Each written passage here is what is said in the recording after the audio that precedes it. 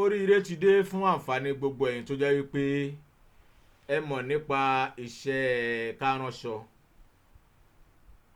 iṣẹ́ aránṣọ yálà tọkùnrin tàbí tóbìnrin, yálà aṣọ ọkùnrin tàbí obìnrin, ti àwọn eléèbó tàbí tìbílẹ̀, tẹ́ ẹ bá mọ̀ ràn dáadáa, tí ẹ sì ti kọ́ṣẹ́ tẹ́ ẹ mọṣẹ́ ṣùgbọ́n bóyá kò tí ì sówó freedom ni o, kò tí ì sí owó tẹ́ fi ra irinṣẹ́ ni o, ẹ wá wò pé àṣà ní dúró tẹ́ ń wá ibi tí ẹ ti mọ̀ ṣiṣẹ́ tówó díẹ̀díẹ̀ yóò sì mọ̀ yọ fún yín.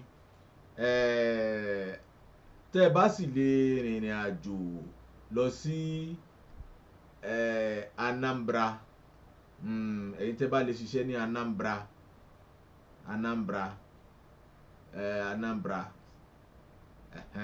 tàbí ní Onitsha, ẹ dákun ẹ jẹ́ kí n mọ̀, ẹ private chat mi tàbí kẹ́ ẹ fi kọ́mẹ́ǹtì yín ṣọwọ́ sí abẹ́ comment section. Ẹ̀yin tẹ́ bá lè ṣiṣẹ́ gẹ́gẹ́ bí aránṣọ nílùú Onitsha, ibùgbé ń bẹ fún yín o. A sì ṣe àwọn àyẹ̀wò tó tọ́ àti èyí tó yẹ, gbogbo àwọn ìwé àti àwọn nǹkan ìdánimọ̀ ká ẹ lè mọ ibi tẹ́ ẹ lọ, àwọn ẹni tẹ́ ẹ fẹ́ lọ bá lọ́hùn-ún, àwọn ibi tẹ́ ẹ fẹ́ dé sí,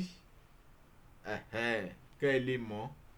Ẹ̀yin ẹ ṣáà fi àtẹ̀jíṣẹ́ ránṣẹ́ pé tọ̀ èmi náà mo ṣe kí ni o, mo nífẹ̀ẹ́ sí i, torí iṣẹ́ ìṣe ìtọ́jú owó ṣe ń ṣe là. Tá a bá wà tá a bá ṣiṣẹ́ kankan, wọ́n ní ọwọ́ tó bá dilẹ̀ òun lè ṣù ló máa ń rán níṣẹ́ o. Iṣẹ́ wa ò ní dìṣẹ́. Ìwọ tó bá fẹ́ ṣiṣẹ́ tí wọ́n ń pè ní iṣẹ́ tailoring, tó ti kọ́ṣẹ́ ṣùgbọ́n tó ti ṣe freedom, tó rí ibi tó ti mọ manage, ẹ kàn sí wa, àdúrà wa yóò gbà o. Ire o.